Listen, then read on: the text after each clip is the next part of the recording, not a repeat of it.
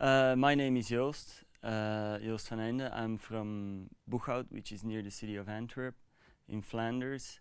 For my sort of undergraduate, I did applied linguistics at a university in Antwerp. I studied American Studies at the University of Antwerp after that, and then after a year of work, I went to Brown University in the US to do another master's in American Studies. I went to the States primarily because my subject is America. So I'm doing American Studies, did a lot of early American history, particularly religious history. So for me, going to the States was sort of obvious.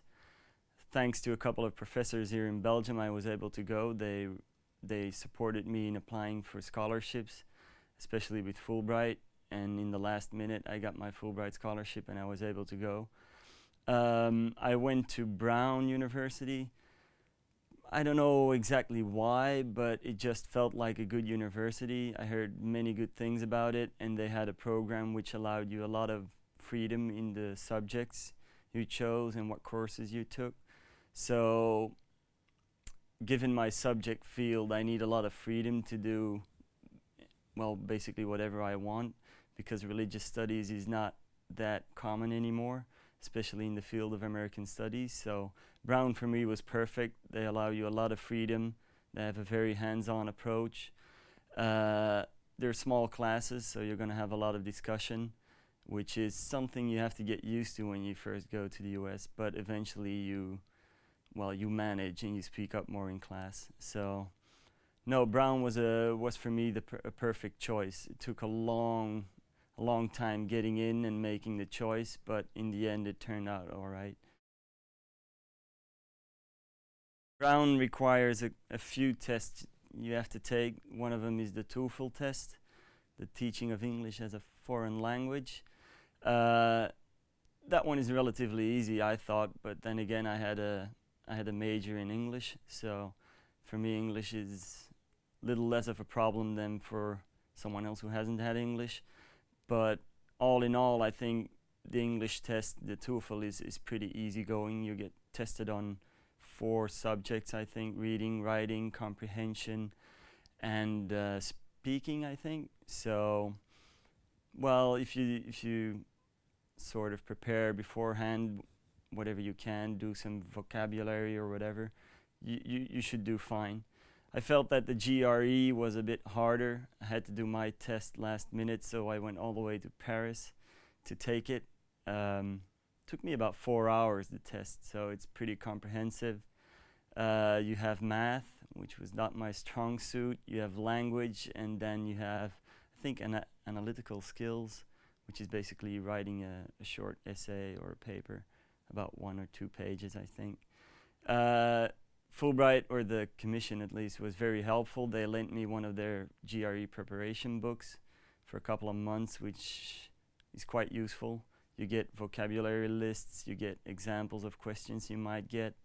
So they helped me a lot. I think it was Bethany Eisenberg at the Fulbright Commission that helped me a lot. So thanks to her, I sort of got reasonably good test results, except for math. But in the end, I think the universities take those tests as sort of a first screening issue.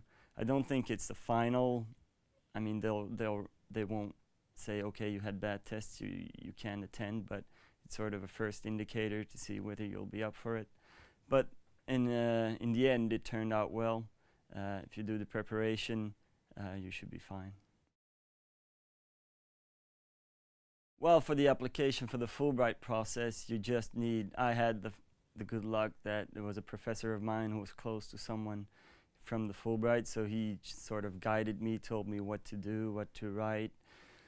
I think in the end it's self-explanatory. You write your couple of essays, you write about what you want to do, about who you are. That was sort of strange for me to stress, your good points, and you have to brag about yourself. It's sort of strange to do that, but yeah, if you have to, you have to.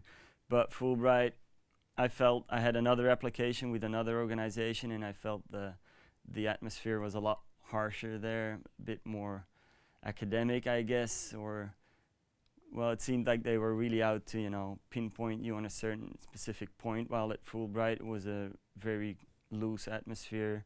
The interview was very relaxed, so, you know, they make you feel at home. And the visa application process was easy. I mean, Fulbright takes care of almost everything, so you just have to show up and they give you the visas. I found out that I was always going to do a PhD, but I was thinking about doing it here in Belgium. So after my year, I would come back and start applying to PhD programs in Belgium. But now I'm just seriously thinking about going back to America to do my PhD. The academic circuit there is a lot better oriented towards PhDs. You get a lot more opportunities to do research. There's a lot more funding. There's a lot better accommodation to do your study. Especially for me, I'm doing American history, so there will be a lot better texts and libraries to visit for me over in the US, which would be a problem if I did my PhD in the same field out here in Belgium. So that seriously changed for me. And another thing I found really interesting is the difference between the way people study out here and in America. Out here, it's more like you get in the info and then you just spit the info back out. In the States, it's you take in the info, you do something with it, and you show up in class trying to be original and creative with that info. It's not all about remembering names and dates. It's about what these people did, what you think the impact was. So you have to be a lot more creative in the States than you have to be out here, which I think is good. It's harder, especially if you've been in the Belgium university system for about 5 years. You go over there and you have to change all that in a month. But it's a lot more rewarding. You'll spend your nights behind books, but you get a lot more out of it, so that's good. Ja, eigenlijk het enige advies dat ik kan geven is gewoon doen. Probeer niet te veel, of probeer je niet te veel zorgen te maken over al de rompslomp die erbij hoort, over zal je het wel halen, wat gaat Amerika voor mij betekenen. Het zal allemaal wel loslopen, Amerika is heus niet zo anders als België. Fulbright doet bijna alles voor je, dus daar zal je alvast geen problemen mee hebben. En ja, gewoon je ding doen en jezelf zijn en dan zal je het in Amerika zeker halen.